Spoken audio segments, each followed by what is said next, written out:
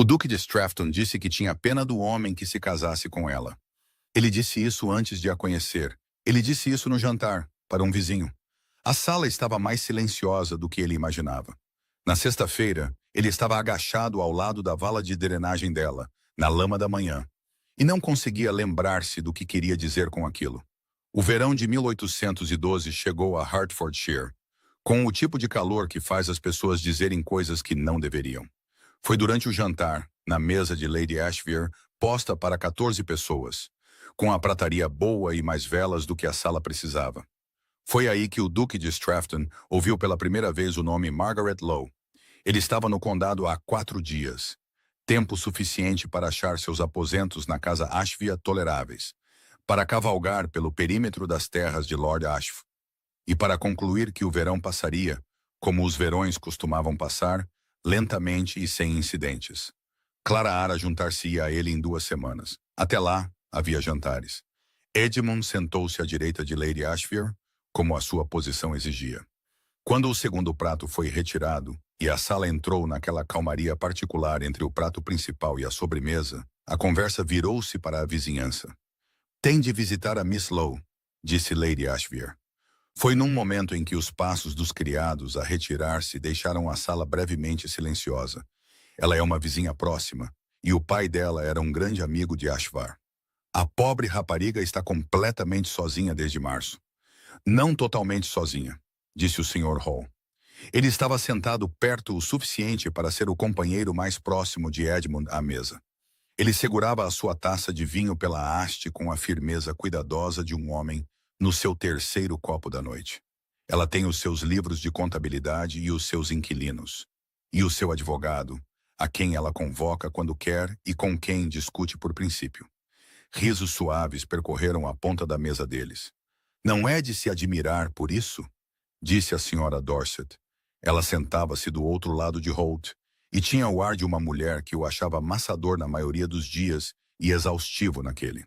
A propriedade não se desfez quando o pai dela morreu. Ela cuidou disso sozinha. "Admirada, certamente", disse Hall. "Casada, nunca. Que homem quer uma esposa que consegue ler um balanço financeiro mais rápido do que ele?" Mais risos. Edmund não riu. Ele girou a sua taça de vinho uma vez nos dedos e disse-o em voz baixa, apenas para Holt, no tom de um homem a fazer uma observação prática em vez de uma declaração. "Tenho pena do homem que se casar com ela." Ele disse-o de forma direta. Uma mulher que tinha assumido o controle total de uma propriedade, que aparentemente tinha destituído a autoridade do seu advogado e a substituído pela sua própria. O arranjo de tal mulher num casamento parecia, após uma breve consideração, um exercício de complicação desnecessária. Ele disse isso da mesma forma que alguém notaria que um cavalo em particular seria difícil de estabular. Sem malícia, sem nenhum interesse real. Ele esqueceu-se disso antes de o vinho do Porto chegar. Lowes Ridge ficava a 400 metros a leste da casa Ashvere, separada por um muro baixo de pedra e um pasto aberto entre eles. A casa em si não era grandiosa. Era quadrada e honesta, com um telhado de ardósia. As janelas da ala leste precisavam de novos vidros e já precisavam há 2 anos. Margaret sabia disso. Estava na lista. A lista estava no livro de contabilidade. O livro de contabilidade estava na sua secretária. E a secretária ficava no escritório no rés do chão, virado a oeste. Virado para a casa Ashvia, para o campo aberto, para o céu escuro de todas as noites em que ela trabalhou desde março. Quando a lâmpada ardia naquela janela depois do anoitecer, lançava a sua luz sobre o pasto. Era visível dos quartos superiores da casa Ashvere, virados a leste, como um único ponto de âmbar constante. Ela fazia isto desde março, desde o funeral, desde a leitura do testamento, desde a manhã em que se sentou na cadeira do pai e entendeu que a cadeira era dela agora, e tudo o que estava nela também. O seu pai era o dono de Lowes Ridge em propriedade plena, sem restrições de herança. Um ponto de alguma curiosidade local e considerável boa sorte. E ele tinha-lhe o legado diretamente, com o seu advogado nomeado coexecutor, até ao momento em que ela não precisasse mais dele. Ela não se sentia solitária, pois decidira não se sentir solitária, o que era quase a mesma coisa. Na noite do jantar de Lady Ashvere, Margaret não estava no jantar de Lady Ashvere. Ela tinha recusado graciosamente com uma nota que citava um compromisso com o seu agente de terras. Porque 14 pessoas à volta de uma mesa, a perguntar-lhe como se estava a safar parecia, no momento, uma forma de castigo que ela não merecera. Ela estava no escritório. A lâmpada estava acesa. A estimativa dos vidros da ala leste estava aberta ao lado do livro de contabilidade. E ela estava a fazer uma anotação na margem quando a senhora Dorset chegou. A senhora Dorset não bateu à porta, mas anunciou-se pelo som de tirar as suas galochas no degrau da frente. E depois pelo som da sua própria voz a dizer à criada para não se incomodar, que ela conhecia o caminho. Margaret pousou a caneta. "Estiveste em Ashvier esta noite", disse Margaret quando a senhora Dorset apareceu na porta. "Estive." A senhora Dorset sentou-se na cadeira do outro lado da secretária. A sua cadeira, para todos os efeitos práticos, ligeiramente mais gasta no apoio de braço esquerdo, onde ela sempre descansava o cotovelo. Eram 14 talheres, e o salmão estava passado demais. E o Sr. Hall bebeu vinho a mais antes mesmo de nos sentarmos. Como previsto. Como previsto, uma pausa. A senhora Dorset olhou para a lâmpada, depois para Margaret. Ela tinha um jeito de chegar a assuntos difíceis através de assuntos confortáveis. E Margaret, que a conhecia há 11 anos, podia sentir a aproximação. Havia um recém-chegado, o Duque de Strafton. Ele está com os Ashvar durante o verão. Um homem alto, moreno, muito correto nas suas maneiras quando decide usá-las. Ouvi dizer que ele era esperado. Margaret voltou à sua anotação na margem. O noivo de Clara Fenwick. Sim, outra pausa mais longa. Margaret, ela levantou o olhar. Ele fez um comentário, disse a senhora Dorset, sobre ti, entre os pratos, quando a sala estava silenciosa. O Hall estava a dizer o de sempre, sabes o que o Hall diz? E o Strafton juntou-se à conversa. Ele não o disse para a sala. Ele disse-o para o Holt. Mas eu estava sentada do outro lado do Holt, e a sala estava silenciosa. Ele disse que tinha pena do homem que se casasse contigo.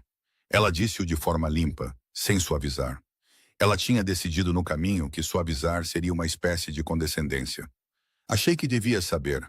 Não para te causar dor, apenas porque o vais conhecer, e deves conhecê-lo com os olhos abertos. A anotação na margem estava terminada. Margaret pousou a caneta com precisão. Ele nunca me conheceu, disse ela. Não, ele disse-o com base na opinião do Holt e na conversa do jantar de Lady Ashvia. Sim. Margaret olhou para o livro de contabilidade. Olhou para a estimativa da ala leste. Fechou o livro de contabilidade, que não planeava fechar por pelo menos mais 1 hora, e cruzou as mãos sobre ele. Obrigada, disse ela, por me contares. A senhora Dorset acenou. Ficou mais meia hora, e falaram de outras coisas. O novo cura, o estado da estrada de Lofthouse, se a festa de verão dos Ashvier incluiria dança este ano. Quando ela saiu, Margaret acompanhou-a até a porta e viu a sua carruagem desaparecer pela estrada. Depois, voltou para o escritório. Não reabriu o livro de contabilidade. Sentou-se na cadeira do pai e olhou para a lâmpada na janela. E pensou no tipo de homem que forma o seu julgamento com as palavras de outra pessoa e chama-lhe opinião. Depois, pensou nos vidros da ala leste porque eles não iriam pensar em si mesmos. Depois de um tempo, estendeu o braço e apagou a lâmpada. A janela ficou escura. Edmund viu-a ficar escura. Ele não estava a vigiá-la. Tinha chegado tarde aos seus aposentos, depois do vinho do Porto, depois do interminável relato de Lord Ashver sobre uma disputa de propriedade em Somerset, e tinha ficado a sua janela virada a leste por um momento antes de se deitar, a olhar para o pasto aberto. Havia uma luz à distância, uma única lâmpada de ágata numa janela do rés do chão da casa a 400 metros a leste. Ardia de forma constante e lançava um feixe de luz limpo através do campo. Ele olhou para ela por um momento antes de lhe ocorrer que a casa devia ser Lowes Ridge. Lady Ashver tinha mencionado a proximidade no jantar. Alguém estava a trabalhar até tarde. Ele ainda estava no olhar quando ela se apagou. Não pensou nada sobre isso. Foi para a cama. Ele encontrou-a 4 dias depois, no portão. Era cedo, ainda não eram 8 horas, o orvalho ainda na relva. Edmund tinha saído a cavalo antes que o resto da casa Ashver acordasse, porque ele preferia a sua própria companhia de manhã. e porque os campos a leste eram agradáveis a esta hora, cheios de luz pálida e sem conversa. O portão no muro baixo de pedra que separava as terras de Ashvier de Lowe's Ridge tinha um trinco que não fechava bem. Ele tinha reparado nisso no seu primeiro passeio. Naquela manhã parou ao lado dele por algum instinto ocioso e olhou para o campo vizinho. Ela já lá estava, não perto, talvez a 200 metros de distância, na extremidade do campo. Estava a falar com um homem que tinha a constituição e o avental de couro de um agricultor arrendatário. Ela tinha um caderno numa mão. Não estava a escrever nele.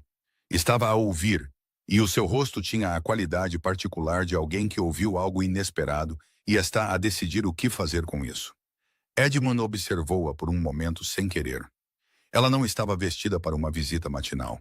Estava vestida para uma manhã de trabalho. Um vestido simples e redondo em azul escuro. Um Spencer que já tinha visto melhores estações. Meias botas com lama verdadeira. O cabelo estava apanhado, mas de forma imperfeita, com um fio escuro solto na nuca. Ela não parecia uma mulher que se tinha esquecido de acabar de se vestir.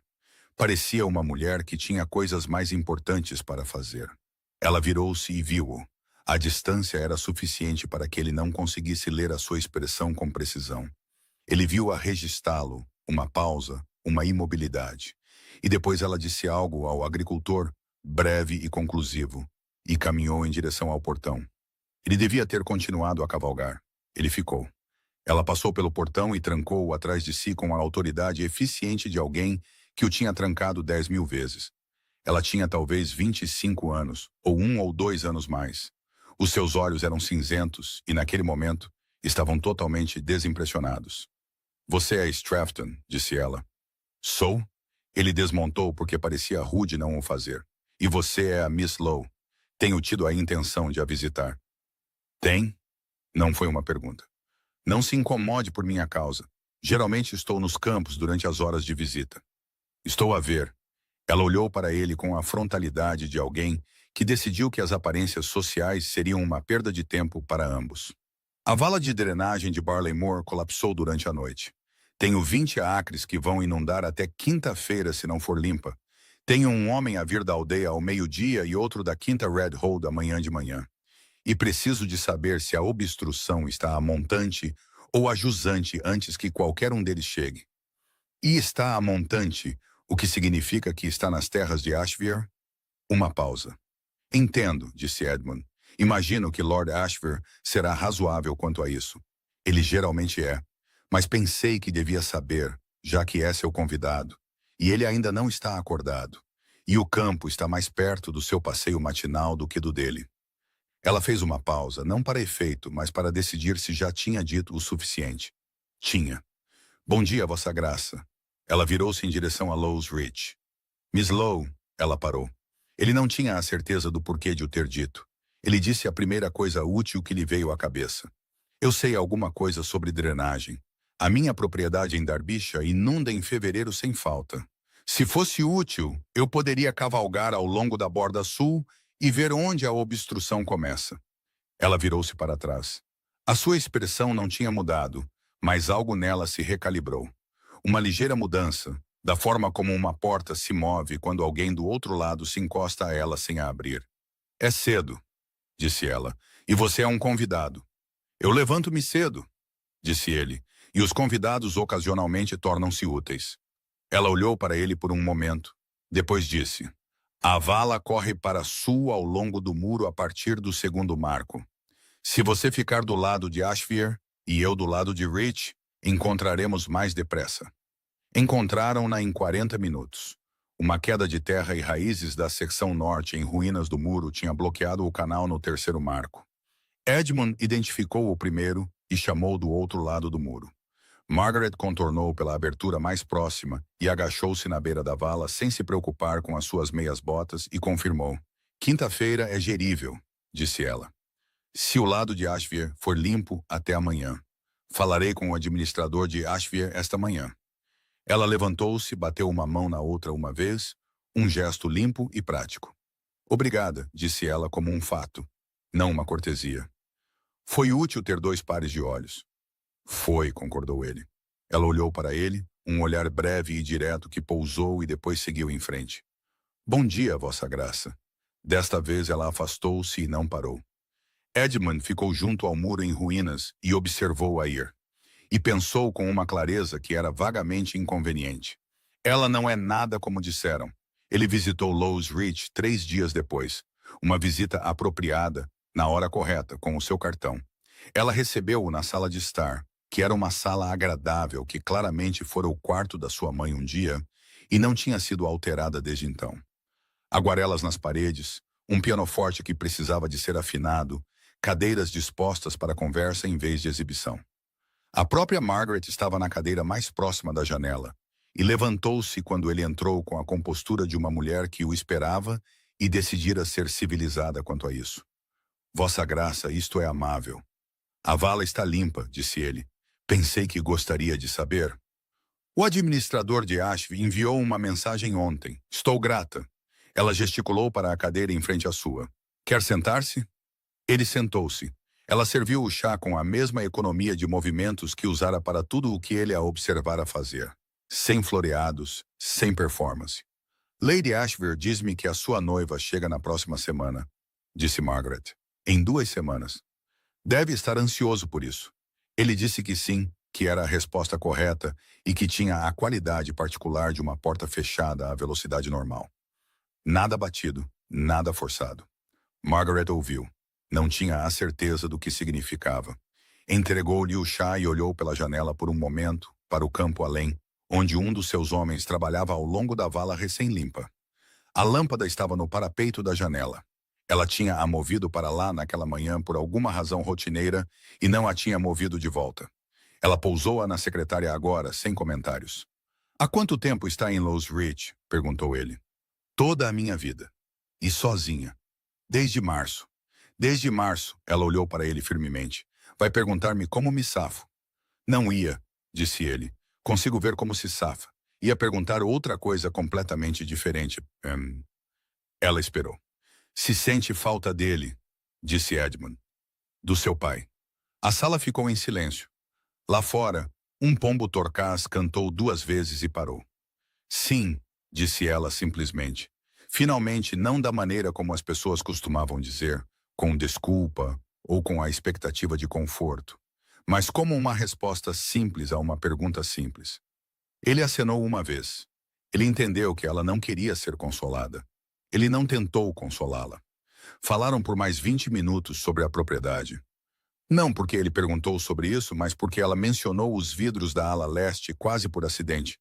E depois continuou porque ele parecia genuinamente interessado na questão estrutural.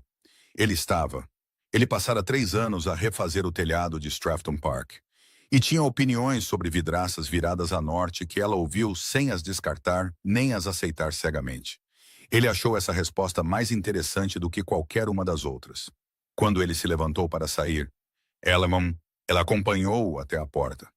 A criada aparentemente fora enviada para outro lugar. No limiar, ela fez uma pausa, e ele teve a sensação de que ela estava a decidir se dizia algo.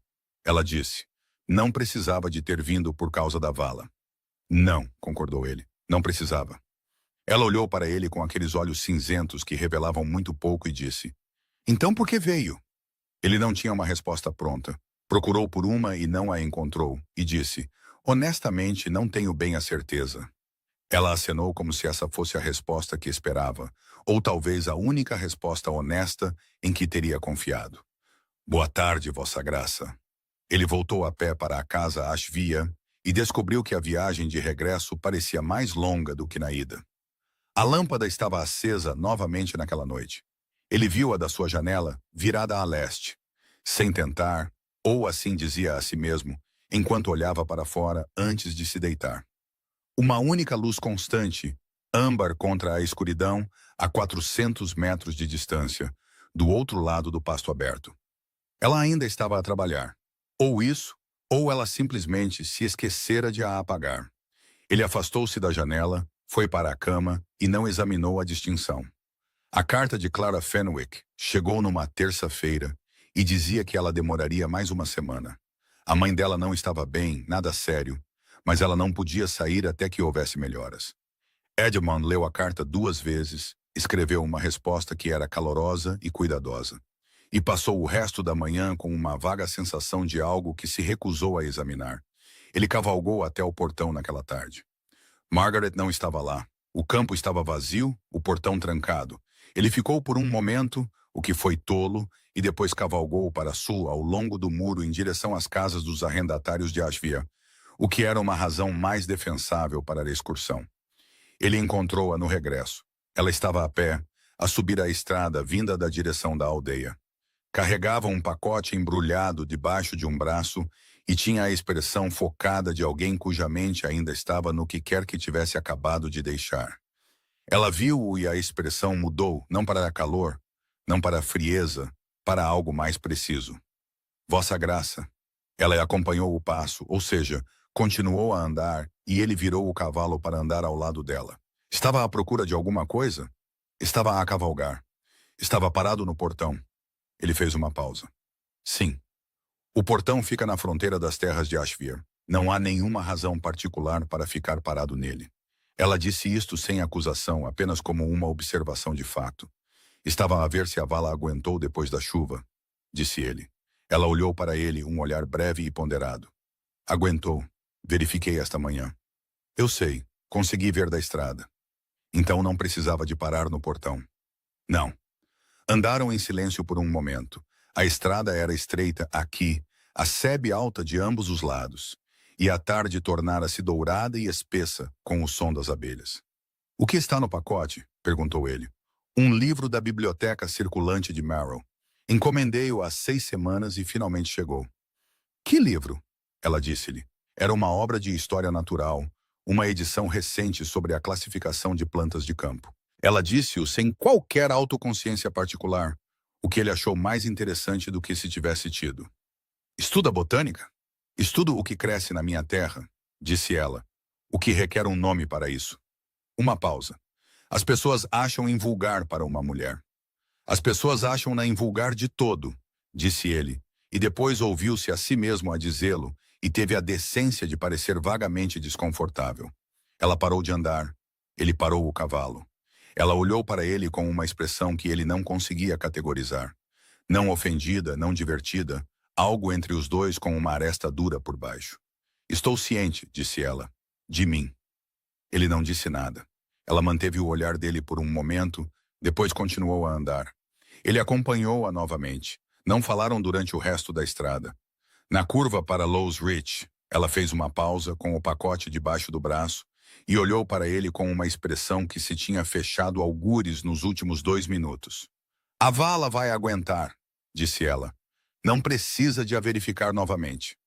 Ela entrou, a porta fechou-se. Edmund cavalgou de volta para a casa Asher. Não estava de bom humor, o que era culpa sua, e ele sabia disso. Naquela noite ele ficou à janela e olhou para leste, e a lâmpada estava acesa. Ele observou-a por mais tempo do que pretendia. A assembleia da aldeia realizava-se na última sexta-feira do mês, na sala por cima do White Hart, e era frequentada por toda a gente importante num raio de 6 quilômetros e várias pessoas que não eram ninguém em particular, mas gostavam de dançar. Edmund foi porque Lord Asher foi e teria sido estranho não ir. Margaret estava lá. Ele não a viu imediatamente. Estava do outro lado da sala a falar com o Sr. Hall, que dizia algo sobre a época de caça, quando a viu entrar com a Sra. Dorset. Sem pressa, um pouco atrasada, num vestido da cor de sálvia que era simples e não tentava ser outra coisa. Ele notou algo que não tinha notado antes. A sala notou-a. Não com calor, mas com a atenção de lado de uma sociedade que categorizou alguém e está a verificar se a categoria ainda se mantém. 2 mulheres perto da parede murmuraram. Um homem perto das mesas de cartas olhou para cima e depois desviou o olhar deliberadamente. Margaret não notou nada disso, ou notou tudo, e decidira há anos não o demonstrar. Ela estava a falar com a Sra. Dorset. Tinha um copo de limonada. Não olhava pela sala com o cálculo ansioso de alguém que espera ser visto. Olhava para quem quer que estivesse a falar, completamente, e para mais nenhum lado. Edmund deu por si a observá-la quando devia estar a ouvir Hall. Cruzaram-se perto do final da primeira hora, entre as danças. Ela movia-se em direção à parede do fundo e ele movia-se sem direção particular, o que significava que chegaram ao mesmo ponto, ao mesmo tempo, e não havia maneira graciosa de o evitar. Miss Lowe, Vossa Graça. Ela ainda carregava a sua limonada. Ele notou que ela não tinha cartão de dança. Está a divertir-se? Toleravelmente. Ele acompanhou-a, o que aparentemente tinham estabelecido como um padrão. Não está a dançar. Não fui convidada. Ele quase disse algo sobre isso, o porquê que ele suspeitava não ser por falta de admiração, mas por um excesso de cautela local. Ele não o disse. Em vez disso, disse, gostaria de ser? Ela olhou para ele. Estou a perguntar, disse ele. Gostaria de dançar, Miss Lowe?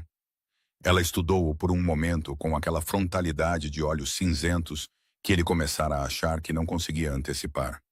Você está noivo. Para uma mulher que não está presente, dançar não é uma declaração. Nesta aldeia, disse ela, dançar com um duque são aproximadamente 12 declarações. Então pode corrigi-las todas amanhã de manhã. Uma pausa bastante longa. Ele esperou. Uma dança, disse ela. Era uma dança do campo, energética, impessoal na sua estrutura, que permitia exatamente 2 momentos de proximidade e uma troca de mãos. Ele estava ciente dela o tempo todo. Não da maneira de um homem a observar uma mulher que está a tentar impressionar, mas da maneira de um homem que tem prestado atenção a alguém há 3 semanas e descobre que não consegue parar. Quando a dança terminou, ela recuou e inclinou o queixo. Obrigada. Obrigado. Ela voltou para a senhora Dorset. Ele não a convidou novamente. Ele procurou pela lâmpada naquela noite quando regressou, e ela estava acesa na janela virada a oeste de Rich, um ponto constante de luz âmbar no campo aberto. E ele ficou à sua janela um momento mais do que o necessário antes de se afastar. Clara Ara chegou numa quarta-feira. Ela veio na carruagem dos Fenwick, que era mais nova e com melhores molas do que a carruagem de viagem dos Strafton, e desceu dela na entrada da casa Ashville com a compostura de uma mulher que passou 12 horas numa carruagem e não pretende revelar nada. Ela era loura e de traços finos, e cumprimentou Edmund com o calor de um longo apego, uma mão no seu braço, um sorriso real, uma breve pressão de familiaridade. Ela estava, pensou ele, genuinamente feliz por o ver. Ele também estava feliz por a ver. Ele segurou as mãos dela e perguntou pela mãe dela. E a pergunta era sincera. Clara Ara não era uma mulher a quem ele alguma vez conseguira ser indiferente. Esse não era o problema. O problema era algo que ele ainda não se permitira nomear e que pretendia continuar a não nomear, porque nomeá-lo mudava tudo. Pareces bem, disse Clara a estudá-lo. O campo faz-te bem. Faz.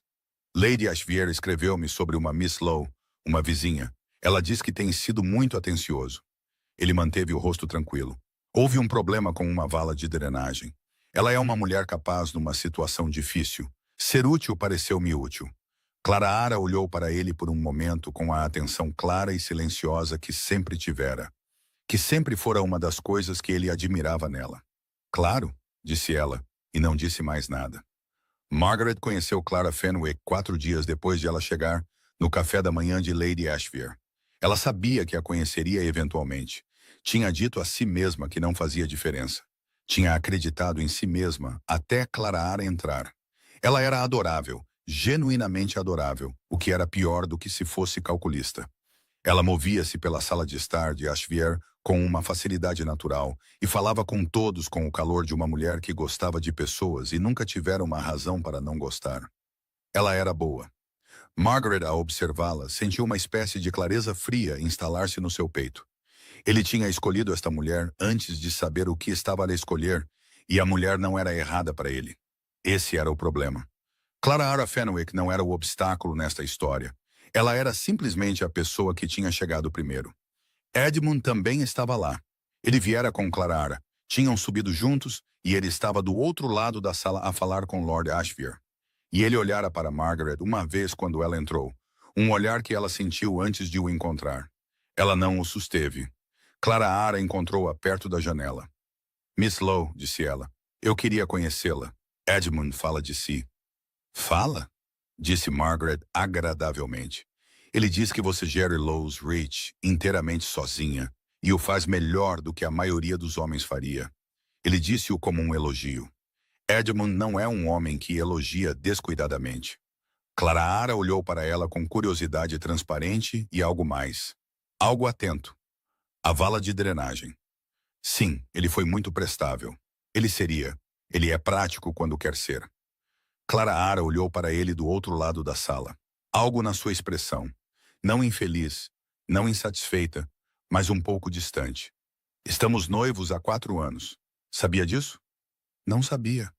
Muito tempo, disse ela com um sorriso que era inteiramente sincero e vagamente complicado. Ele tinha 21 anos quando os nossos pais o arranjaram. Eu tinha 18. Gostávamos muito um do outro na altura. Uma pausa. Ainda gostamos muito um do outro. Margaret não disse nada. Estava ciente de que esta conversa era mais honesta do que precisava de ser. Clara olhou para ela firmemente.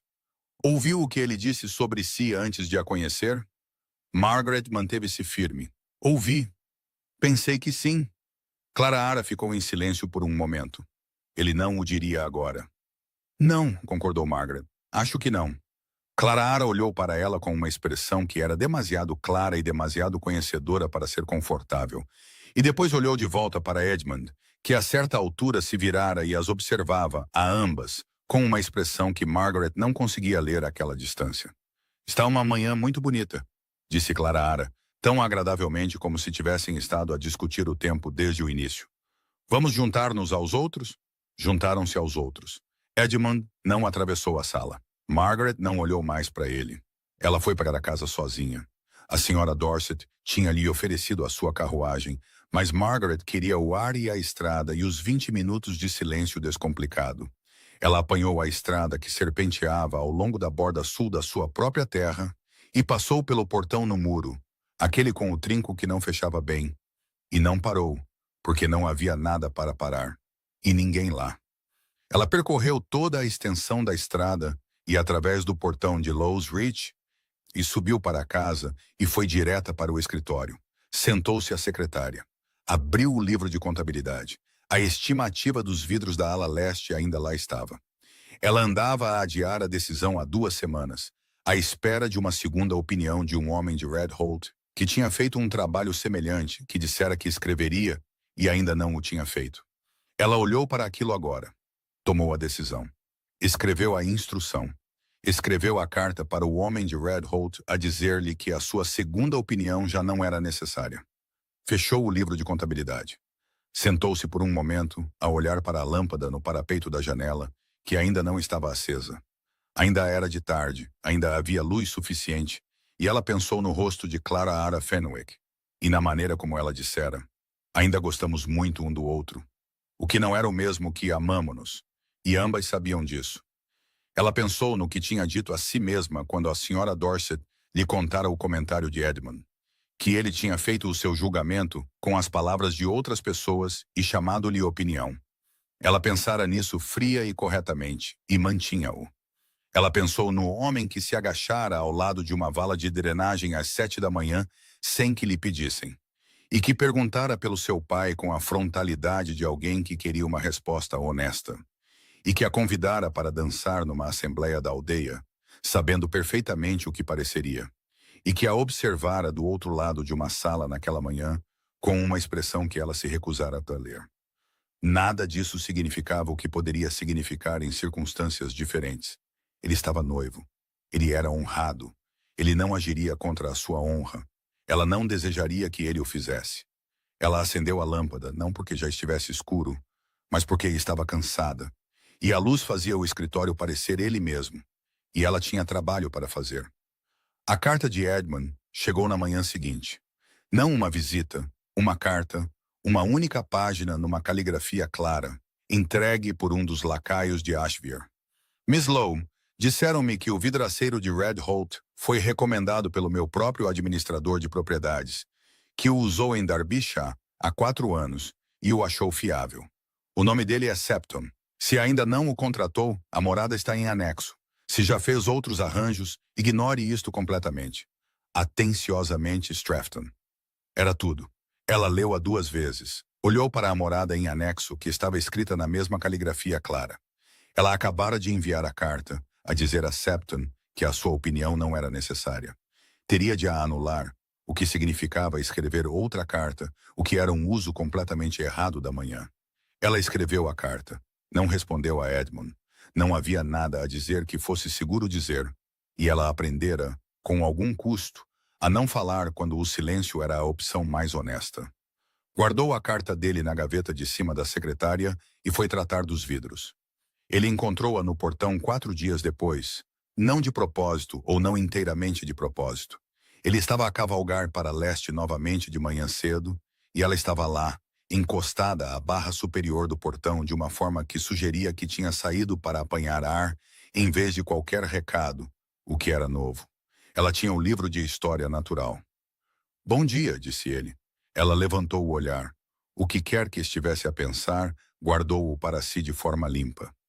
Bom dia. Ele desmontou. Não examinou por quê. Septon. Ele virá na próxima semana. Foi muito razoável. Uma pausa. Obrigada pela morada. Não foi nada. Foi útil. Ela olhou para ele e disse com um cuidado que lhe disse que ela tinha escolhido as palavras. Tem sido frequentemente útil. Ele ouviu o que ela queria dizer. Ele disse, eu sei. Nenhum deles disse nada por um momento. O campo atrás dela estava brilhante com o sol da manhã. Ela tinha o dedo no livro no lugar onde estava a ler e não o abrira novamente. Ele queria, com uma precisão que era inteiramente nova e inteiramente inconveniente, saber em que página ela estava. Como está a Miss Fenwick? Perguntou Margaret.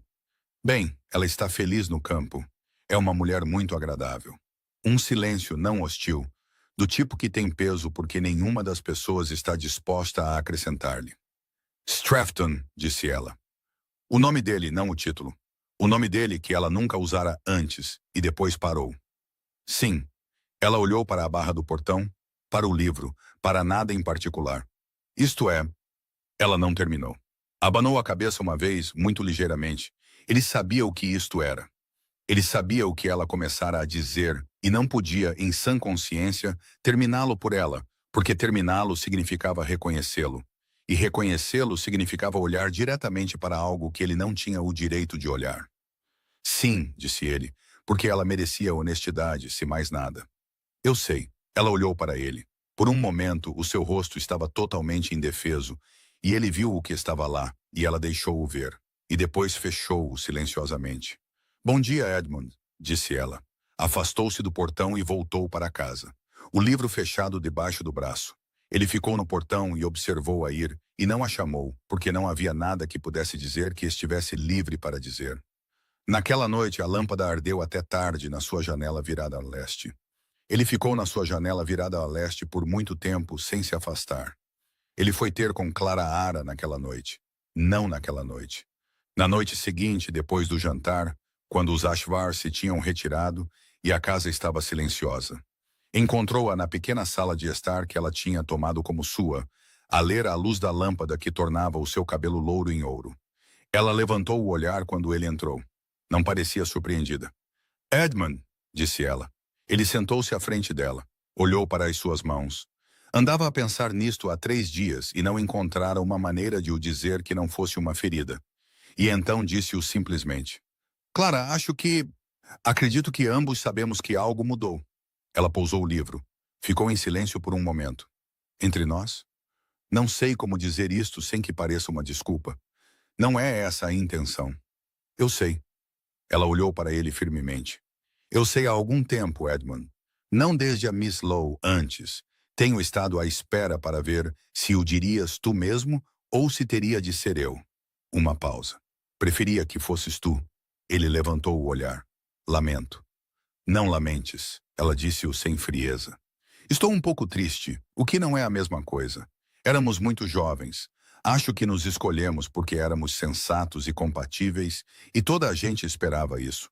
Não acho que nenhum de nós se tenha escolhido porque não conseguia imaginar escolher de outra forma. Ele não disse nada. Era verdade. Vou dizer à minha mãe que foi mútuo, disse Clara, o que é verdade o suficiente. Ela não vai gostar. O advogado da minha família também terá algo a dizer sobre isso. Deves esperar notícias dele. Ela disse-o simplesmente, sem desculpas. Um noivado de 4 anos não se quebra sem consequências. Eu sei disso. Então sabes o que estás a escolher. Ela cruzou as mãos no colo. A fofoca será cruel contigo. A questão legal pode ser ainda mais cara. A minha mãe não é uma mulher que aceita as coisas em silêncio. Eu sei. Então escolheste. Ela olhou para ele por um longo momento, e a sua expressão continha algo que não era bem luto nem bem alívio, mas situava-se entre eles, perfeitamente honesto. Espero que ela valha a pena. Ele não respondeu. Não precisava. Saiu da sala e percorreu o corredor até o seu próprio quarto. E ficou à sua janela. E a lâmpada estava a arder a leste, constante e solitária. E muito brilhante. Ele olhou para ela por muito tempo. A notícia espalhou-se pela aldeia da forma como todas as notícias se espalhavam naquela aldeia. Não como uma onda, o que implica uma única direção, mas como o tempo a chegar de todos os lados ao mesmo tempo e a instalar-se em todos os cantos antes que alguém pudesse dizer precisamente quando tinha começado. Na manhã de quinta-feira, a notícia era que o Duque de Stratton tinha rompido o seu noivado com a Miss Clara Ara Fenwick. Na tarde de quinta-feira, a notícia era que ele o tinha feito num acesso de fúria. Na sexta-feira, a notícia era que a Miss Fenwick o tinha rompido ela mesma por causa do comportamento dele. No sábado, a notícia dividira-se claramente em dois campos. Aqueles que tinham pena de Clara Ara e aqueles que achavam que Clara Ara tinha feito muito bem em livrar-se de um homem que era claramente de natureza fria. E ambos os campos concordavam, sem necessitar de qualquer prova, que todo o assunto refletia mal em alguém. No final de agosto, o assunto chegara a Londres. Edmund sabia que sim. 2 convites que ele normalmente teria recebido não chegaram. E Lady Asher recebeu 3 cartas de conhecidos na cidade cujo conteúdo não partilhou, embora a sua expressão ao pequeno almoço nos dias em que chegaram dissesse o suficiente. A questão legal moveu-se mais depressa do que a fofoca. Uma carta do advogado da família Fenwick chegou na sexta-feira. 2 páginas precisas e desagradáveis, delineando a base para uma reclamação de quebra de promessa. Edmund leu-a na secretária da biblioteca da casa Ashver, com Lord Ashver de pé à janela, a fingir que não estava a ouvir. E leu-a uma segunda vez porque a primeira leitura não tinha abrangido totalmente o âmbito da exigência financeira. Era, por qualquer medida, um número sério. Ele respondeu no mesmo dia através do seu próprio advogado em Londres, aceitando a responsabilidade e solicitando os termos. Ele não discutiu o montante com Lord Ashver. Não o discutiu com ninguém. Dobrou a carta, colocou-a no bolso interior do casaco e foi dar um longo passeio na direção que não tinha nada a ver com o portão no muro de pedra, e que, no entanto, terminou lá. O campo estava vazio. O portão estava trancado. Ele ficou ali por um momento e depois cavalgou de volta. Margaret soube do noivado rompido pela Sra. Dorset, o que se estava a tornar um padrão que ela não acolhia inteiramente. Ele mesmo terminou, disse a Sra. Dorset no escritório, na sua cadeira, na manhã de sexta-feira. Isso eu sei pela governanta de Ashvere, que soube diretamente de Lady Ashvere. A Miss Fenwick partiu ontem. Estava, segundo todos os relatos, perfeitamente composta. Fico feliz, disse Margaret. Ela estava lá a ser sincera. Estava a olhar para o livro de contabilidade sem o ler. Haverá consequências legais, acrescentou a Sra. Dorset, porque ela era uma mulher que acreditava no relato completo. Um noivado de 4 anos rompido pelo homem. A família da Miss Fenwick terá fundamentos. O acordo pode ser considerável. Eu sei quanto custa uma quebra de promessa. Pensei que sim. Uma pausa. Margaret, não! Eu não disse nada. Estás prestes a dizer alguma coisa. Ela pousou a caneta. O que quer que estejas prestes a dizer, peço-te que não o digas. A Sra. Dorset ficou em silêncio por um momento, o que não era o seu estado natural, e lhe custou algo. Depois, disse com muito cuidado. Ele rompeu o noivado. 4 anos de obrigação, uma responsabilidade legal e financeira. Ele entrou nisso com pleno conhecimento e fê-lo. Ele sabia o que lhe custaria quando o fez. Sim, disse Margaret. Era só isso que eu pretendia dizer. Eu entendo. Ela pegou na caneta novamente. Também entendo que isso não muda o que ele disse sobre mim antes de me conhecer. Não desfaz o fato de que ele esteve numa sala cheia de pessoas e decidiu, sem qualquer informação, que eu era uma mulher de quem se devia ter pena. Ela fez uma pausa. Entender uma coisa não é o mesmo que perdoá-la. Não, concordou a Sra. Dorset. Não é. Margaret escreveu uma anotação na margem do livro de contabilidade. Era a anotação errada. Viu-o imediatamente, riscou-a e escreveu a correta. Não levantou o olhar. Ele não me visitou, disse ela. Já passaram 2 dias. Eu sei há quanto tempo. A senhora Dorset saiu 1 hora depois. Margaret sentou-se sozinha no escritório e olhou para a lâmpada no parapeito da janela, apagada à luz da manhã tardia, e pensou no que tinha dito. Entender não é o mesmo que perdoar. Ela pensou num homem agachado ao lado de uma vala de drenagem às 7 da manhã. Pensou na maneira como ele perguntara pelo seu pai, simplesmente, sem a simpatia elaborada que as pessoas geralmente usavam, que era uma espécie de performance que ela sempre achara exaustiva. Pensou numa dança no White Hart, e na palavra aproximadamente, e no facto de que ele, durante tudo isso, nunca a olhara da maneira como as pessoas geralmente a olhavam, com desprezo ou com o cansaço particular daqueles que a achavam inconveniente. Ele olhara para ela como se ela fosse alguém que valesse a pena olhar. Ela levantou-se. Caminhou até a janela e olhou para o campo a oeste e para o muro de pedra, e para o pasto além do qual a casa Ashver se erguia nos seus terrenos. Ela não o tinha perdoado. Também estava ciente de que estava a construir um caso para uma defesa que ainda não lhe fora pedido para fazer, o que era uma forma de desonestidade que ela não gostava em si mesma. Voltou para o livro de contabilidade. Ele visitou-a no sábado. Ela estava na horta quando ele chegou. Não a jardinar, mas a examinar o muro sul, que tinha uma fenda na argamassa que ela queria avaliar antes do inverno. A criada encontrou-a lá e entregou o cartão. E Margaret olhou para ele por um momento, com o cartão nos seus dedos sujos de terra, e disse: "Diga a sua graça que irei já." Ela entrou. Não se trocou. Entrou na sala de estar com o vestido escuro e simples que usara toda a manhã. Amanhã, com lama nos dedos da mão direita que limpara, mas não completamente. E pensou: deixa-o ver isto. Deixa-o ver aquilo de que ele disse ter pena. Ele estava de pé junto à janela quando ela entrou, a olhar para a horta de onde ela acabara de vir. Virou-se quando ela entrou. Parecia um homem que não tinha dormido bem. "Miss Lowe, Vossa Graça." Ela não gesticulou para uma cadeira. Ficou no meio da sala, olhou para ele e esperou.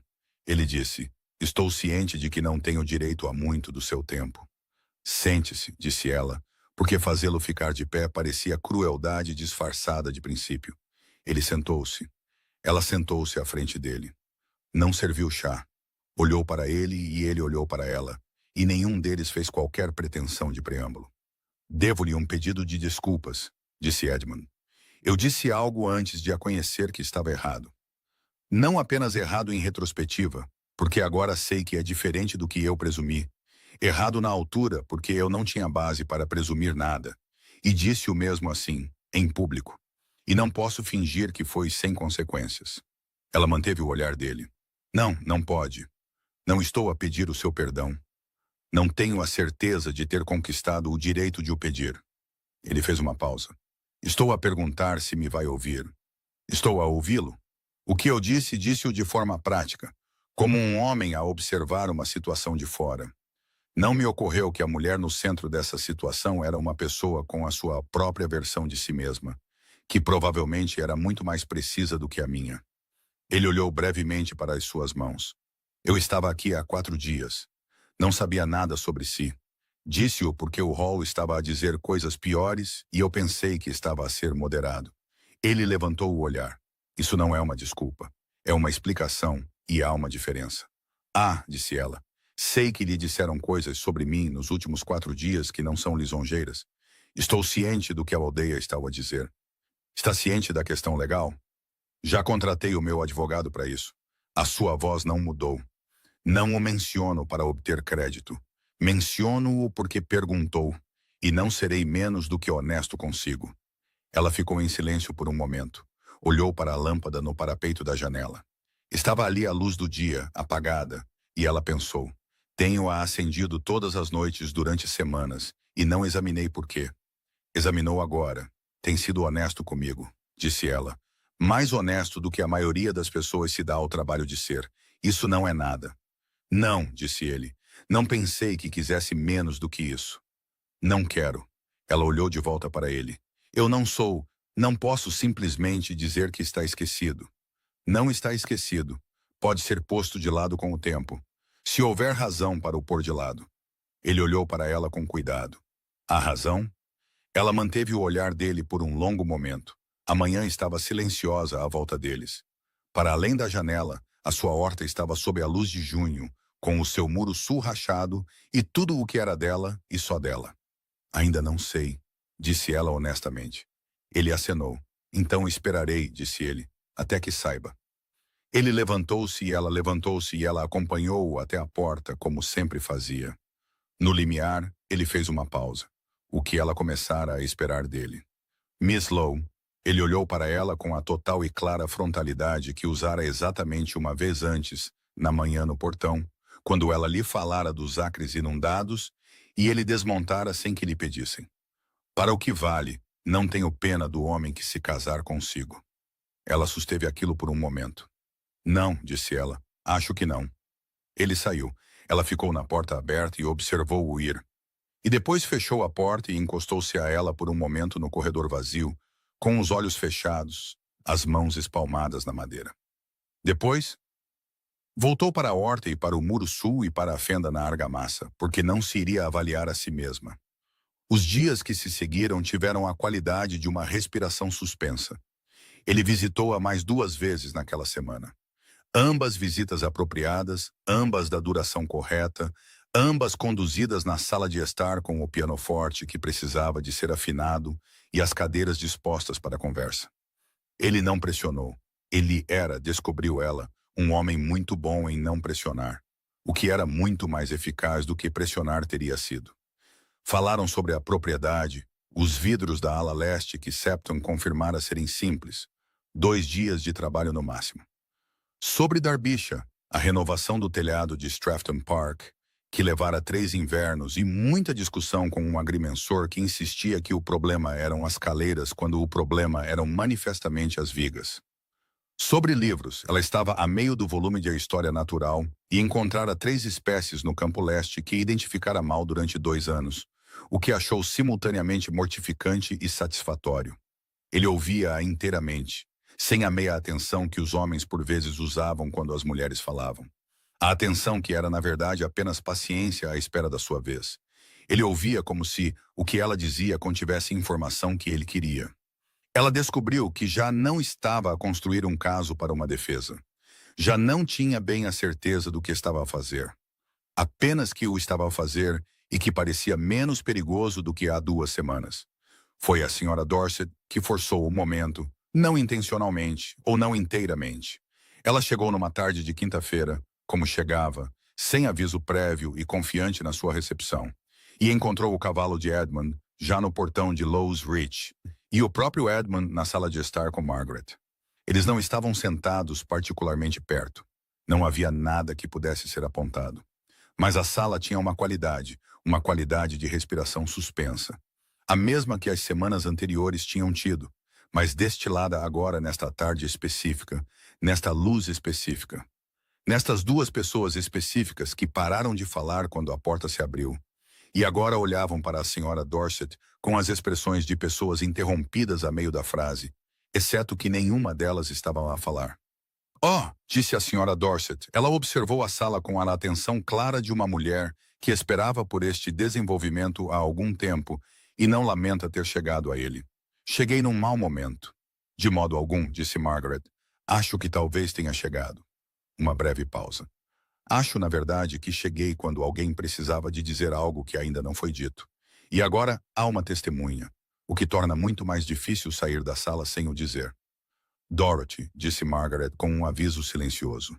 Estou simplesmente a observar, disse a Sra. Dorset, e sentou-se na sua cadeira de braços gastos, com a compostura de uma mulher que não tem intenção de sair. Que está uma tarde muito bonita, e acredito que sua graça tinha algo a dizer. Silêncio. Edmund olhou para a Sra. Dorset. Olhou para Margaret. Margaret estava a olhar para a lâmpada no parapeito da janela, apagada à tarde, ali sentada como uma pergunta que ela ainda não respondera. Ele levantou-se, atravessou a sala até a janela, onde a lâmpada estava. A cadeira de Margaret estava perto o suficiente da janela para que isto o colocasse mais perto dela do que estivera toda a tarde, perto o suficiente para que ela levantasse o olhar. Ele olhou para ela. Miss Lowe, disse ele. Margaret. O nome dela na sua voz era diferente do nome dela na voz de qualquer outra pessoa. Ela sabia disto há 3 semanas. Não sou um homem que fala antes de ter a certeza, disse ele.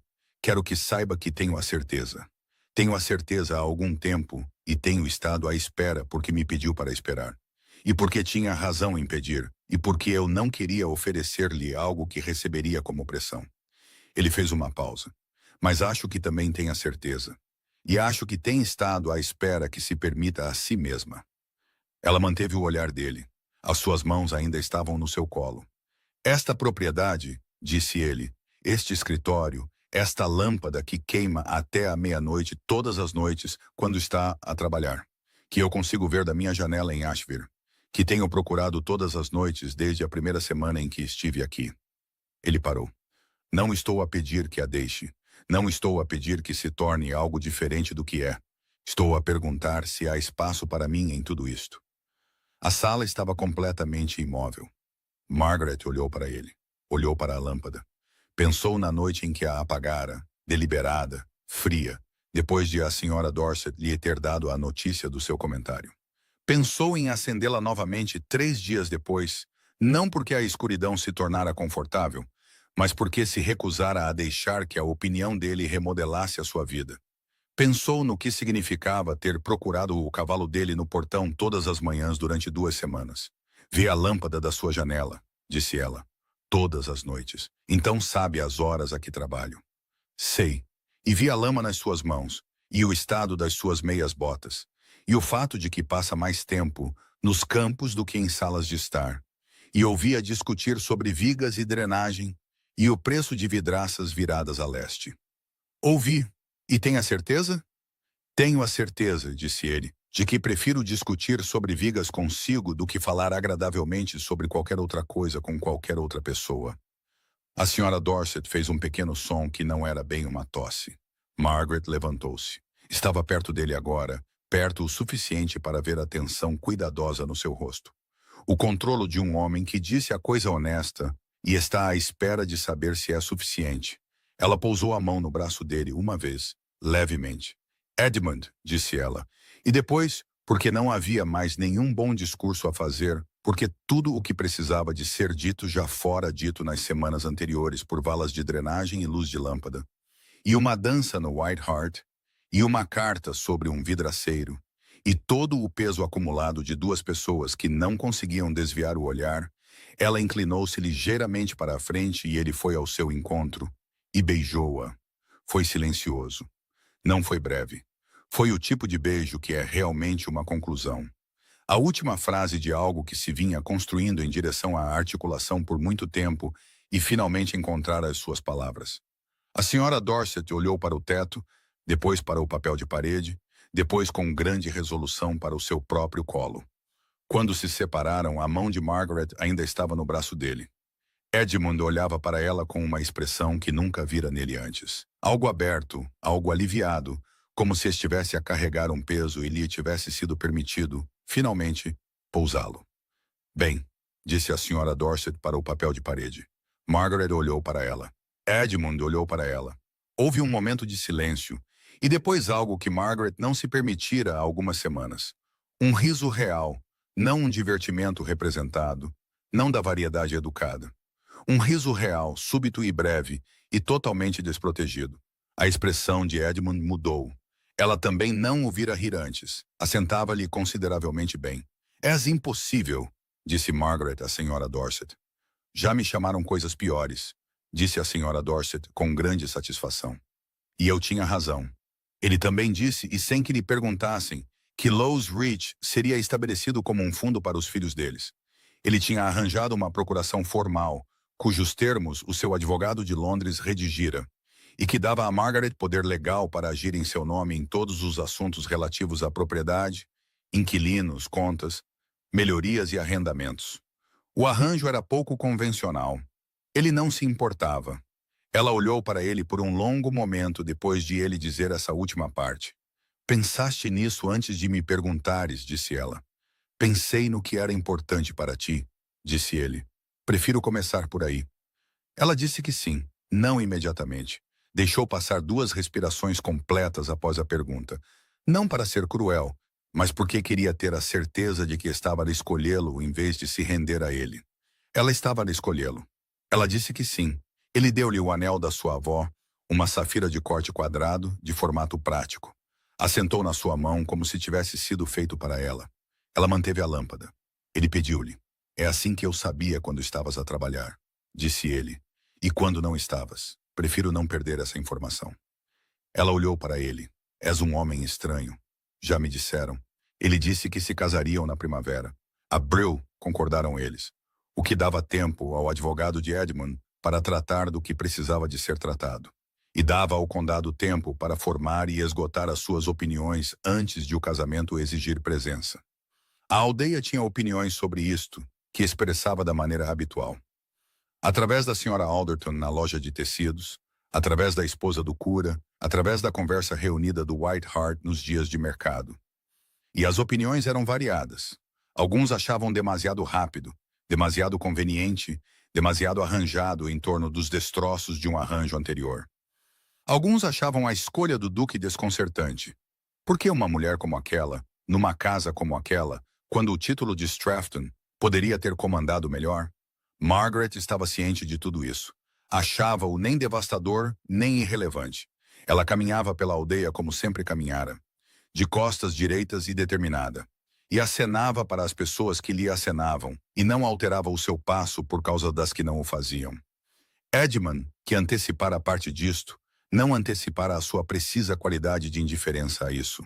Ele disse-lhe: parei de representar sentimentos para o benefício desta aldeia algures antes de o meu pai morrer, disse ela.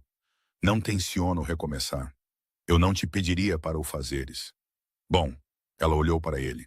A conversa vai incomodar-te? Não, ele ponderou. Derbyshire tem as suas próprias opiniões sobre tudo. Vamos enfrentá-las juntos. Ela acenou satisfeita e voltou à especificação dos vidros que Septon enviara naquela manhã.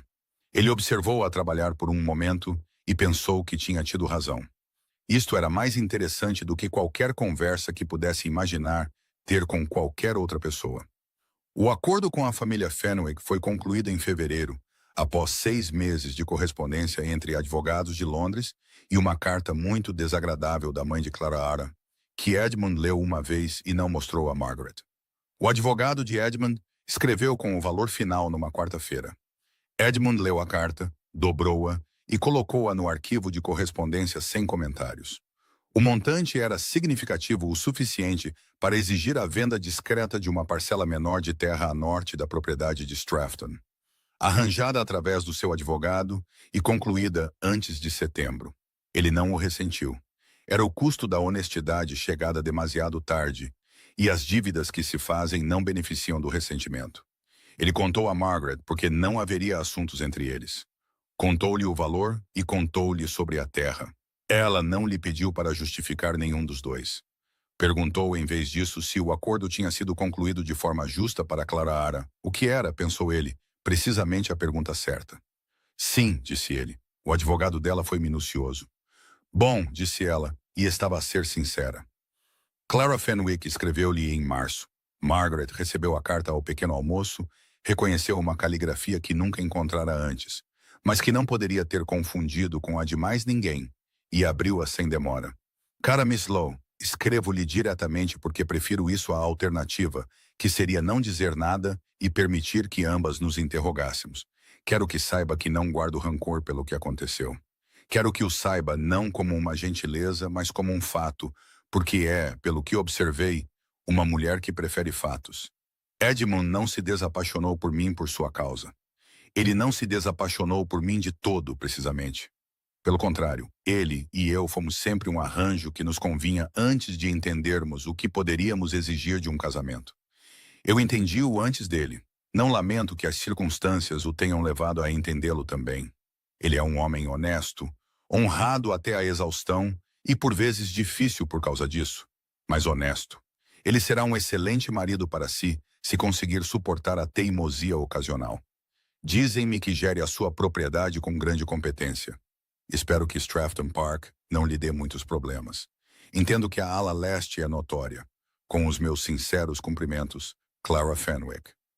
Margaret leu a carta 2 vezes. Depois, pousou-a e olhou pela janela por um momento para o campo leste na manhã de agosto. E pensou no que custa a uma pessoa escrever uma carta como aquela. Ela respondeu no mesmo dia. Cara Miss Fenwick, obrigada. Guardarei a carta. Entendo que a ala leste é de fato notória. Já lidei com pior. Com os meus sinceros cumprimentos, Margaret Lowe. Ela deu a carta à criada para enviar pelo correio. Depois, foi procurar Edmund e leu-lhe ambas as cartas na íntegra, porque decidira desde cedo que não haveria assuntos entre eles e tencionava mantê-lo. Ele ouviu sem interrupção. Quando ela terminou, ele ficou em silêncio por um momento. Ela é uma mulher notável, disse ele. Sim. Margaret dobrou ambas as cartas com igual cuidado. Escolheste bem uma vez. Simplesmente escolheste errado num sentido diferente. Ela olhou para ele. Acho que ela vai ficar bem. Também acho. Ele fez uma pausa. E nós? Ela olhou para ele com a total e clara frontalidade que deixara de esconder. Acho, disse ela, que vamos ficar consideravelmente melhor do que bem. Ele pegou na mão dela. Ela deixou. Casaram-se a 3 de abril de 1813 na igreja da aldeia, que comportava 38 pessoas se algumas delas ficassem de pé, e que comportou 41 naquela ocasião porque os primos vaidosos tinham vindo de Buckinghamshire inesperadamente e não havia nada a fazer. Margaret usou as pérolas da sua mãe e um vestido de seda marfim que não era novo. Ela reaproveitara um pedaço de tecido que comprara há 2 anos para uma ocasião diferente que nunca se materializara. E a costureira de Merrill fizera coisas notáveis com ele. Ela estava, disse-lhe a senhora Dorset, extremamente bem. Eu sei, disse Margaret, não por vaidade, mas por avaliação honesta. Lord Ashe veio oferecer-lhe o braço à porta da igreja, como fora combinado. Margaret considerara recusá-lo, ficara à janela do seu quarto naquela manhã, a ponderar. O peso de entrar sozinha, contra o peso do que custaria. Ela não era uma mulher que recusava gestos por orgulho quando o custo recaía sobre os outros. Ela aceitou o braço dele. Caminhou pelo corredor da pequena igreja com o seu cheiro a pedra e madeira velha e flores da colheita, e não olhou para as 41 pessoas reunidas com nenhuma expressão particular. Olhou para Edmund. Ele estava a observá-la chegar. Tinha o olhar que ela vira nele exatamente uma vez antes, aberto, algo aliviado, e ela pensou, a caminhar na sua direção. Ele é um homem que me olhará sempre assim. Ela ia ter de se habituar a isso. Chegou ao lado dele. Aceitaste o braço de Lord Ashvier, disse ele muito baixo antes de o serviço começar. Considerei não o fazer, disse ela. Decidi que o princípio não valia o custo para ele. Ele estendeu a mão. Ela pegou nela. O vigário começou. Foram para Stratton Park em outubro. A viagem de Hertfordshire demorou 2 dias de carruagem. Uma noite na estalagem de Loughra, onde as camas eram adequadas e o jantar não, e onde Margaret passou a hora antes de dormir na pequena secretária do quarto a rever as contas da casa de Stratton Park que o administrador de Edmund enviara. Ela pedira as 3 semanas antes do casamento. Edmund providenciara para que fossem enviadas. Ele observou-a ler do outro lado da sala, à luz do fogo, e não disse nada até ela pousar a última página. Bem, disse ele, a entrega de carvão está errada para uma casa daquele tamanho, disse ela, e alguém tem estado a pagar a mais pelo linho há pelo menos 4 anos. Ela levantou o olhar. Mas os números da terra estão corretos. O seu administrador sabe o que faz. Grande elogio. É preciso, disse ela, e foi para a cama. Derbyshire recebeu-os na tarde seguinte com o tipo de tempo que só podia ser chamado de honesto.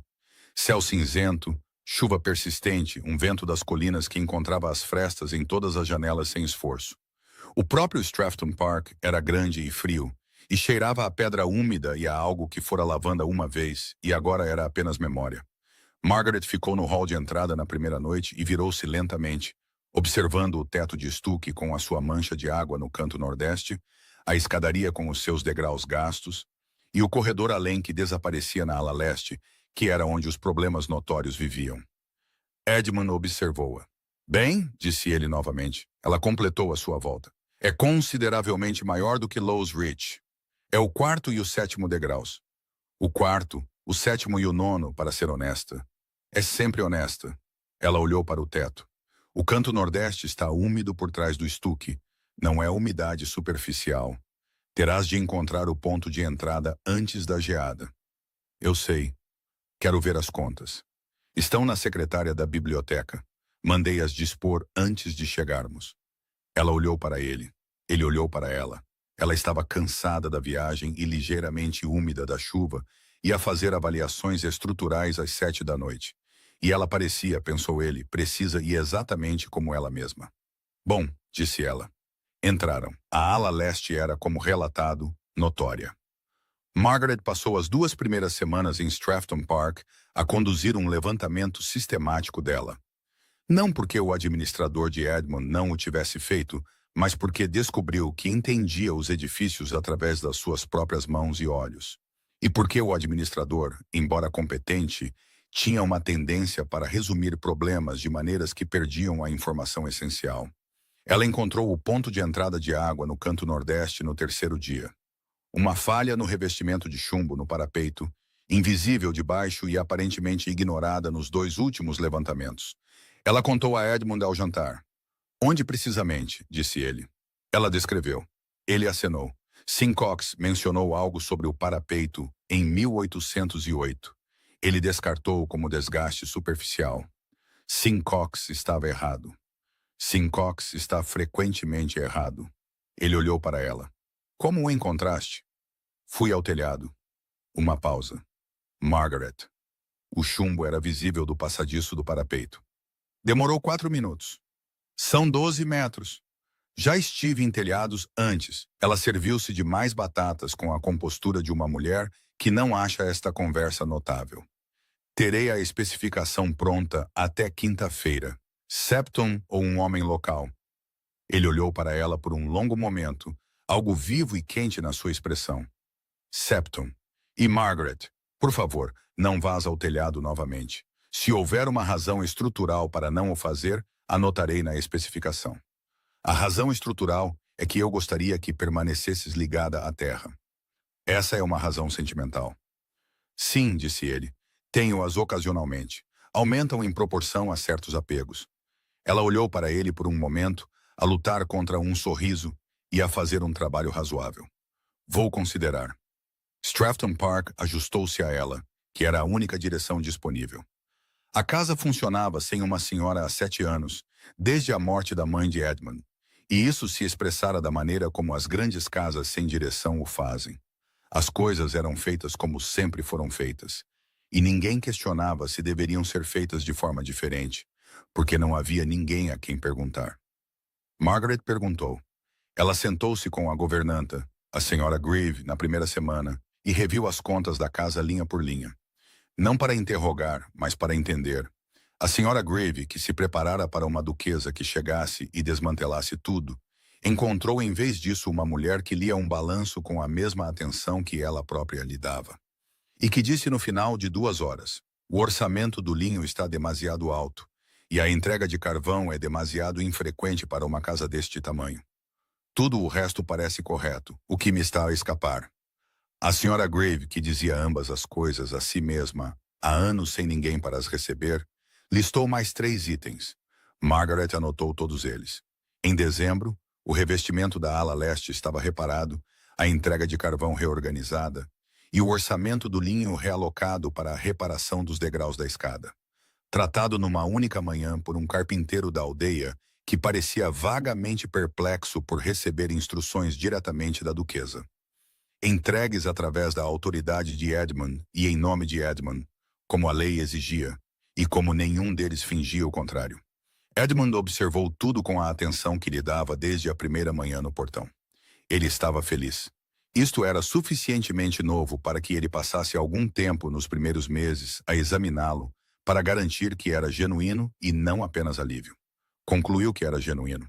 Era mais silencioso do que esperava que a felicidade fosse. Não uma nota de trompete, mas uma coisa constante, presente em momentos particulares.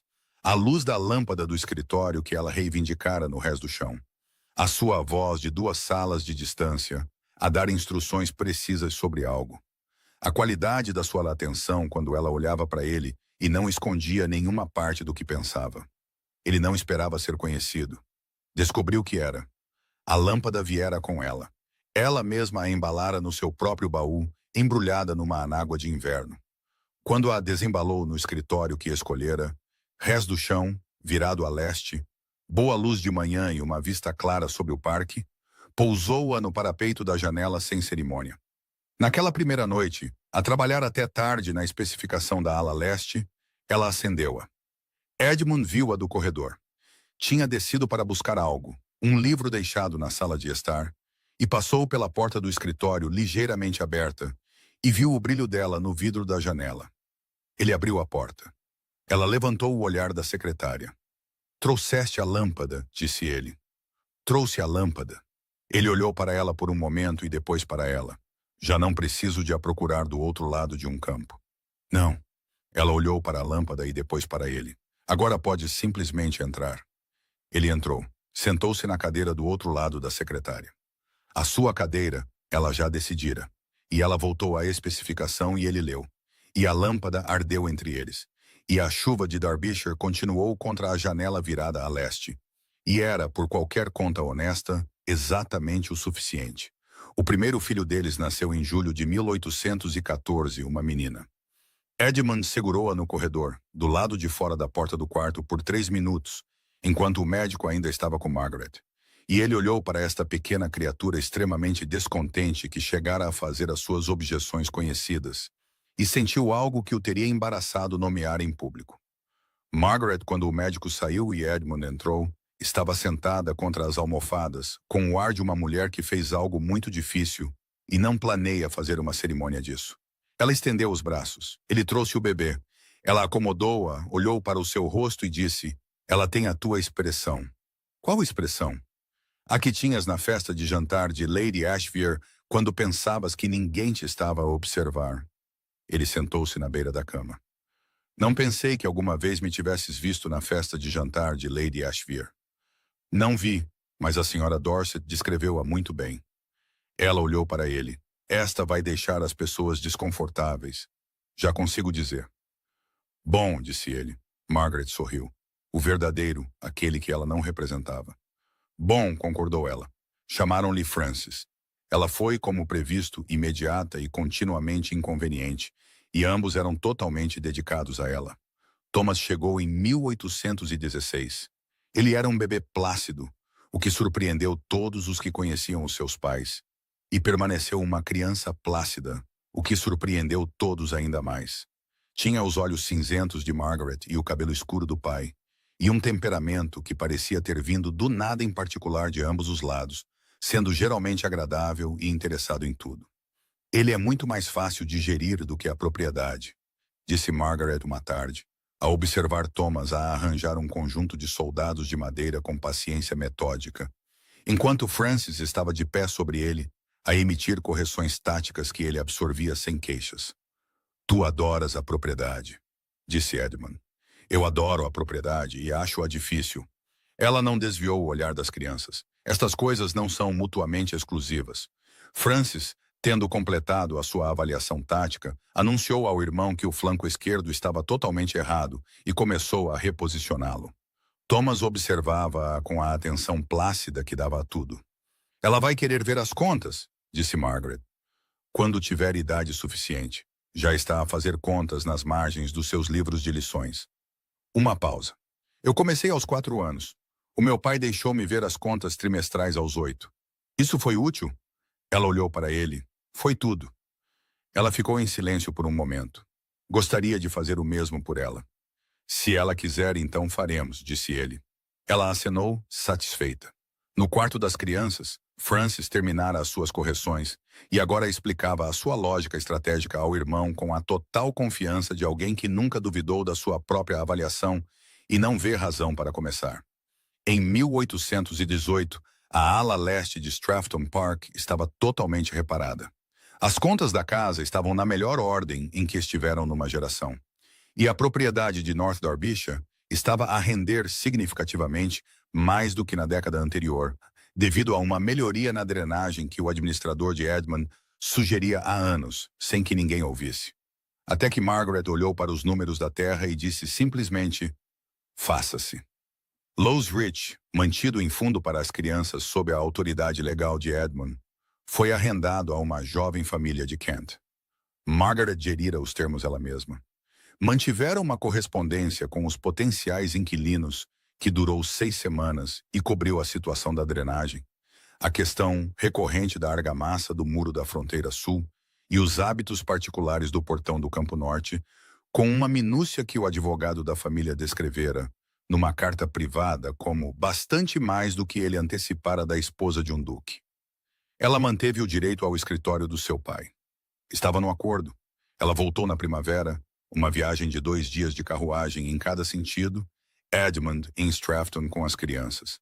E ela entrou e sentou-se na cadeira do seu pai, que ainda era a cadeira do seu pai, e abriu o livro de contabilidade que deixara na secretária. A última anotação era da sua própria mão, feita na manhã do seu casamento. Tudo em ordem, revisão solar, vencimento em abril, salários todos reparados com satisfação. Ela fechou o livro de contabilidade. Sentou-se na sala, silenciosa por um tempo, a luz da tarde a entrar pela janela leste, e pensou no seu pai, e em tudo o que fora esta casa, esta secretária, esta lâmpada que ela levara para o norte num baú, embrulhada numa anágua de inverno. Ela não estava triste. Ela era aquela coisa particular que vive entre o luto e a gratidão, que não tem nome melhor do que ambos ao mesmo tempo. Ela calçou as suas meias botas e percorreu o perímetro de Lowes Ridge na tarde de primavera. O campo leste, a fronteira sul, o muro baixo de pedra com o seu portão que ainda não fechava bem. E ficou no portão por um momento e olhou para as terras de Ashvia além, para o pasto aberto, para os 400 metros de campo, através dos quais uma lâmpada numa janela fora visível em noites claras. Ela trancou o portão firmemente, porque sempre precisava de firmeza. E voltou. Edmund veio buscá-la na sexta-feira. Ele fez a viagem de Stratford Park na carruagem, 2 dias para baixo, uma noite em Loughborough, e chegou a Lowes Ridge à meio da tarde para encontrar Margaret na horta a falar com a esposa do inquilino sobre a argamassa do Muro Sul, que rachara novamente com a geada. Ele esperou no portão. Ela não ouvira a carruagem. Tinha o seu caderno na mão a fazer uma anotação, e tinha lama nos dedos da mão direita que não notaria até ele lhe dizer. Ele tencionava dizer-lhe. Não porque precisasse de ser corrigido, mas porque era ela, inteiramente e completamente ela. E ele não se cansara da visão disso em 6 anos, e não tinha a expectativa de começar. Ela levantou o olhar e viu-o. Ele viu o momento em que ela se permitiu sorrir. Não a decisão, o momento em que ela parou de gerir a expressão e permitiu que ela fizesse o que queria, que era mudar tudo no seu rosto, silenciosamente e sem anúncio. Ele atravessou o portão e a horta até ela. E ela olhou para ele com o caderno na mão e a lama nos dedos e tudo entre eles que era escolhido e acumulado e real. A argamassa, disse ela. Consigo ver daqui. Ele pegou na sua mão livre, a limpa. Thomas reorganizou os seus soldados. Francis reorganizou-os de volta. A senhora Grieve manda cumprimentos e diz que a entrega de carvão chegou corretamente pela primeira vez na memória viva. Já devia estar a fazê-lo há 2 anos. Devia. Ele olhou para ela. Estás pronta? Ela olhou para trás, para Lowes Ridge. A casa quadrada e honesta, a janela leste do escritório do seu pai, a horta com a sua argamassa imperfeita e a sua fenda no muro sul que alguém trataria antes do outono. Ela olhou para aquilo por um longo momento. Depois, olhou para ele. Sim, disse ela. Caminharam juntos para a carruagem e Margaret não olhou para trás, para a casa, porque não havia necessidade. Estaria lá no outono e na primavera seguinte e na outra a seguir. Cuidada, com propósito e sua, das maneiras que importavam. A lâmpada já estava em casa, a arder numa janela virada a leste em Derbyshire, visível para ninguém além da escuridão. Não precisava mais de ser vista, apenas precisava de queimar.